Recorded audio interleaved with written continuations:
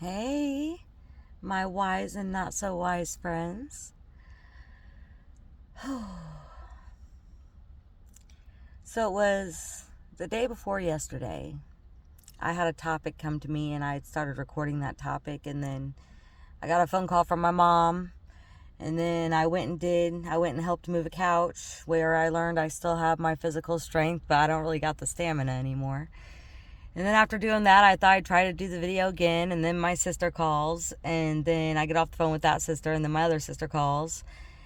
And then it was time to pick up my son, and so here I am. And it's probably better this way. Whenever the idea for this came to me, it was actually kind of an emotional moment, so maybe I can be a little less emotional presenting this video. But first thing I want to let you know, trigger warning. This video, we will be speaking on suicide. I think it's a very important topic because we're losing a lot of young people these days, and we're losing a lot of, people everywhere to suicide lately. Not just young people, but it's really sad when the young people feel like they really ain't got no choice but to check out. That's a sad situation. But what inspired this was, it was my memories. I was going through my memories, and it was 6 years ago. I was actually talking to my daughter's dad. Now, I went through this situation where I had helped this boy, who was being beat in the street, and I didn't know it was a boy at the time. To my knowledge, it was, a grown man. I mean, it just doesn't make no sense that a 15-year-old child would be beaten by, six grown men in the middle of the street. It just didn't make no sense to me. But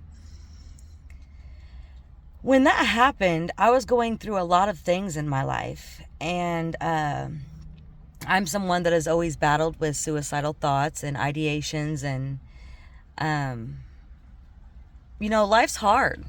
Life's hard. We go through being bullied at school, bullied at home, made fun of, put down, yelled at, many different things, right, that can cause us to feel like we are worthless, and like we shouldn't be here, like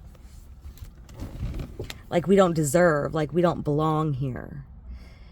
And well, first off, I want to say that's not true. But when I went through that with this boy, what I was witnessing was 6 grown adults beating a boy nearly to death, right? I had held him in my arms. He was seizing, he was bleeding, and I just knew he wasn't going to make it, but he made it. I remember being angry. I was so angry that had happened. I was angry to my core. I was talking to my best friend about it, and I was venting to my daughter's dad about it. We hadn't been separated for very long, and I was just angry. I was angry about what happened. And of course, I'm telling people about my situation, my close people, because I wasn't trying to be, I didn't want to be known, because I didn't know. I figured there was gang activity. It probably wasn't best that people know that it was me or whatever. And so during that time in my life, I was going through suicidal thoughts and suicidal ideations. And I had a 2-year-old daughter, and I was doing my best as a mom for her, and I was doing my best. I was doing my best, whatever that meant. I didn't even know what it meant at the time. I barely know what it means now, but what I do know is my daughter had a roof over her head. She had a very loving and caring mom helping take care of her. She also had a very loving and caring dad taking care of her. And so what inspired this was whenever I had actually was, like I said, I was venting to her dad, and what came to me, what I had said to him was, it's hard to accept that I deserve to be here. And then I said, it's not even that. It's hard to accept that it's okay to accept that I deserve to be here. And so that hit me in a really emotional way, because 6 years ago I was sitting here really having a hard time. And what it was that situation with that boy, it changed me in a way that was traumatic. It was very traumatic.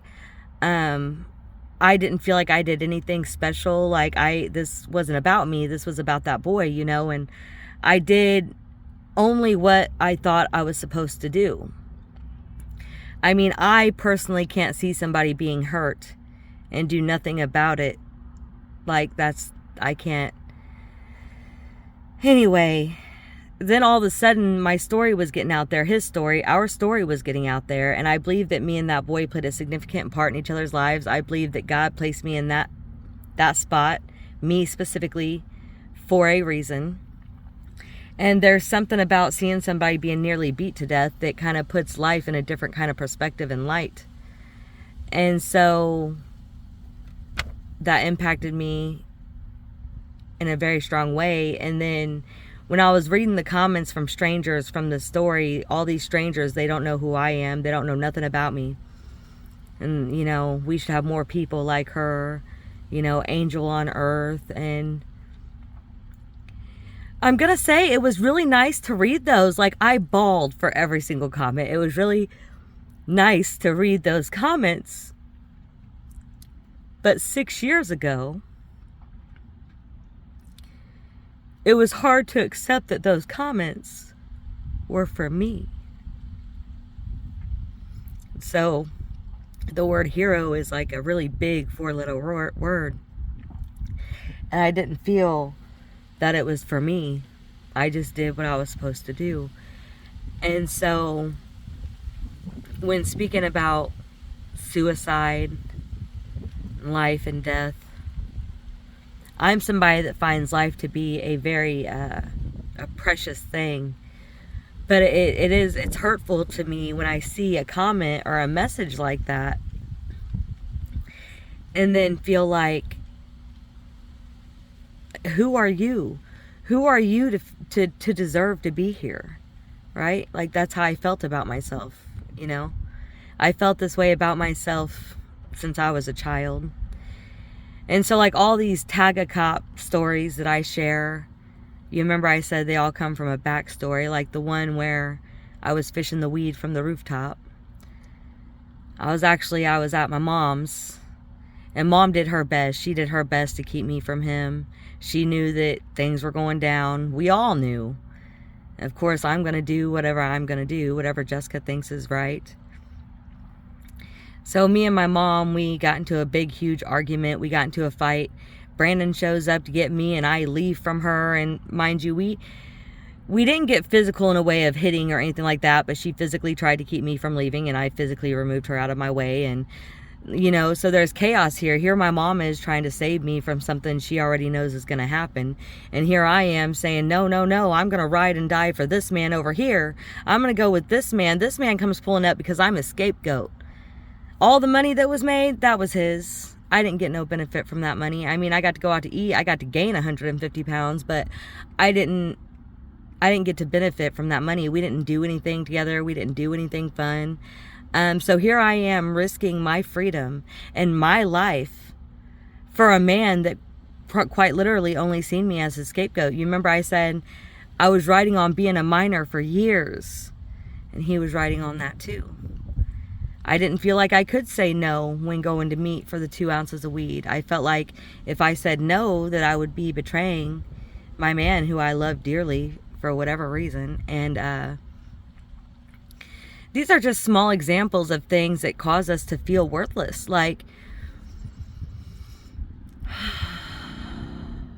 When people spend so much time criticizing your bad, and then we also are our worst critics. People spend so much time criticizing your bad and not enough time highlighting your good. When we're young, we definitely need to learn to love ourselves and accept, our own perspective of ourselves versus everybody else's perspective, to learn who we are. But we don't understand that the things we say and do hurt people. Life and death is in the tongue.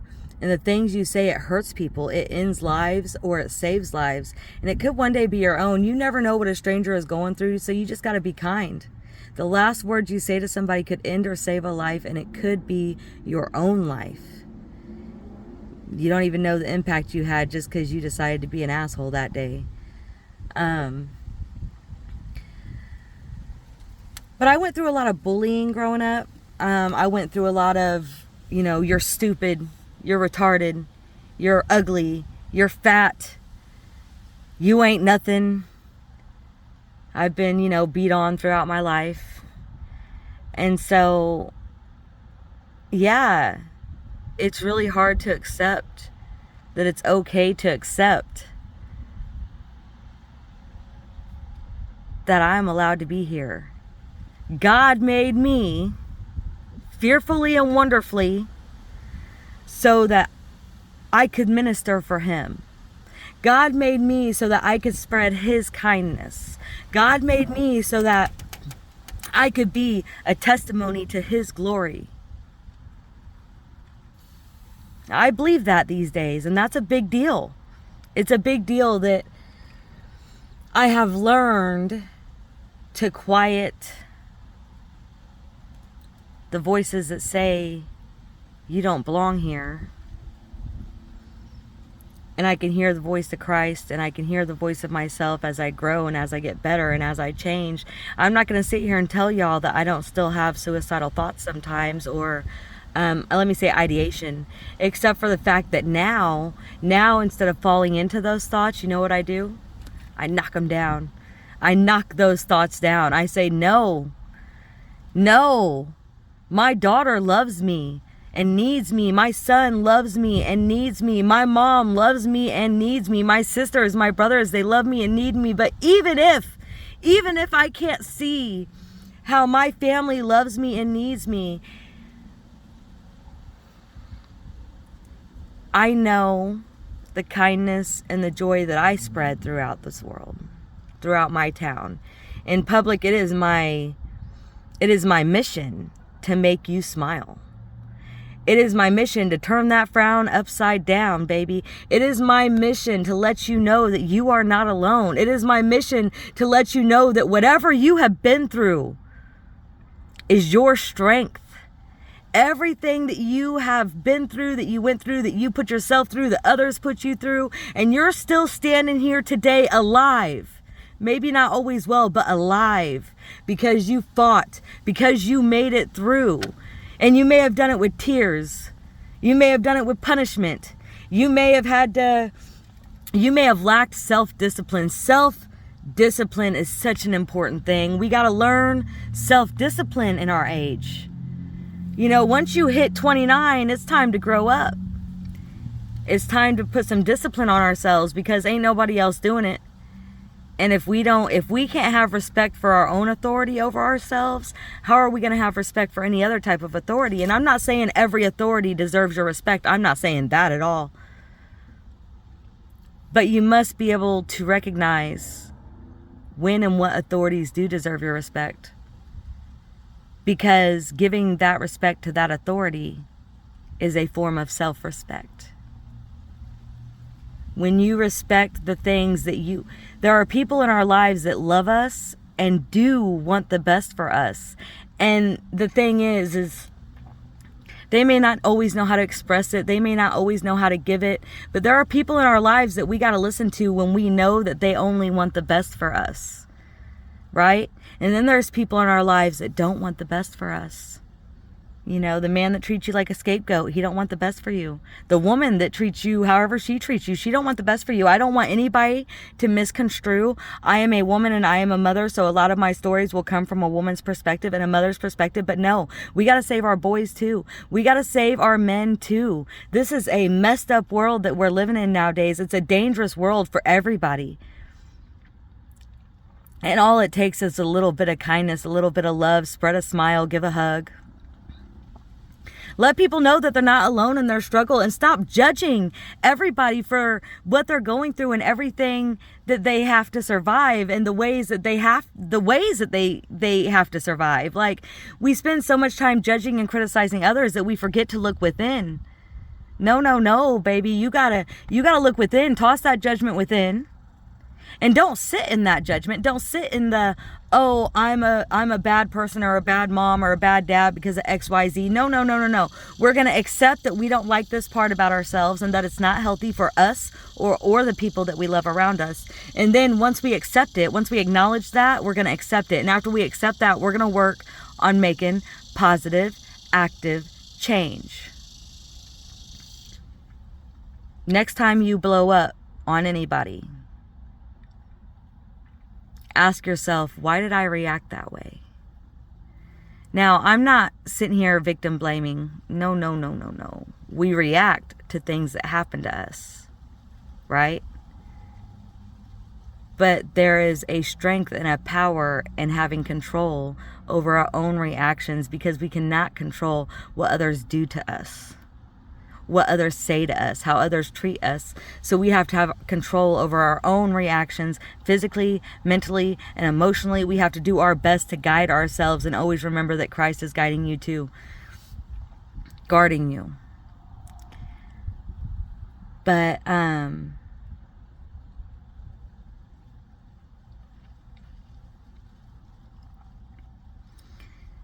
don't forget, guys, not everyone out there loves life the way you do. Although everyone out there may be struggling in their own way or another, some people out there just don't feel right here. And it's up to us, it's up to you, it's up to everyone around us to welcome everybody into life and to keep them welcomed, to keep them feeling valuable. You need to learn how to keep ourselves valuable. We need to learn how to keep ourselves valuable. But it's very important to us as God's people. Spread joy, happiness, and kindness into the world. Like I said, life and death is in the tongue. You can end someone's life with the simplest negative comment. And people want to say, well, don't be so sensitive.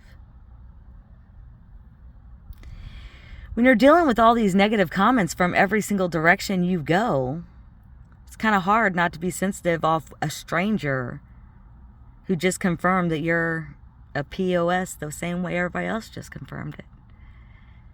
So yeah, strengthen yourself. Let's not be so sensitive. But let's not make someone have to strengthen themselves to not be so sensitive. How about that? How about we look at our own actions, the way we speak to people, the way we treat people? How about that? People want to say suicide. We take ourselves out in suicide. No. Yeah. But sometimes others contributed to that murder. Sometimes we go through stuff that kills the soul and the spirit within us. And sometimes it takes a little help for some people to help bring a little life back to that soul and spirit, so that way they can flourish. Be an uplifting energy for the people in your lives. Be an uplifting spirit. Be an uplifting human being. My flesh is sometimes crawling to just disperse. My spirit and energy is like a ping pong ball inside of there just trying to escape. And it's because of all the trauma that my mind, body, soul, and spirit has been through. And baby, it's time to heal that. It's time to heal it. You belong here. You are special. You are fearfully and wonderfully made. And it doesn't matter your belief system in that regard, whether you believe in the universe, whether you believe in God, it don't matter what you believe regardless. That life, creation is magnificent. It is so beautiful. It's miraculous. Every life that makes it into this world is a life that is worth having. You just got to choose to make your life worthwhile. You got to make time. Time don't make you. You make time. It's the only currency that we really don't there is no more currency when it comes to time. Love those around you. Say a kind word. Give an uplifting hand. Offer some help without the criticism from time to time. Offer some love. Now, we can all benefit from some constructive criticism from time to time. And we should. We should look at ourselves. We should reflect on the things that people are telling us about ourselves, even when sometimes they don't know how to deliver what they're trying to say. It's not always easy to look at ourselves. Man, oh man, the accountability. Oh, the things I look back on. The police ruined my life. They made me a felon. No, bitch, you did that. You did that. You did that to yourself. And people want to debate on this product of your environment. Yeah, that's real. That's real, you know. It's real that we learn from the people before us, and it's real that the people before us can guide us into places that we shouldn't have been. But here's the thing. There comes a point where we have to understand that, and we have to take responsibility for our own actions. It's not always the fault of your parents. That's not always the case. I mean, it may be for a little bit, but there comes a certain age, baby, where you just gotta pull your britches up, and you gotta say, okay, I got this. I got this. You got this. We got this. Now let's go out there and get this. All right, everybody. This is Jessica with Wisdom from the Not So Wise. Tired but still inspired. Thank you for listening. I feel like it's time for me to start, like, at least making note cards or something so I can keep on track. I want to try to stay unscripted because, and even if I am scripted, it's still my full story. But people are saying that they like me being unscripted, but I want to try to have like note cards or something to help keep me on track, because there was more I could have and needed to say on this. But we're just gonna end this with, I love you. I don't have to know you to love you. No, no, no. You are a human being. Man, woman, boy, girl, child, adult. I love you. You belong here. Stay here. If you feel like nobody else can make a difference in your life, then you go make a difference in somebody else's life. Because when we make differences in somebody else's life, that heals us. It heals us to be an uplifting spirit to others. All right, guys. It's a hard world out there. Stay wise. I'll see you next time.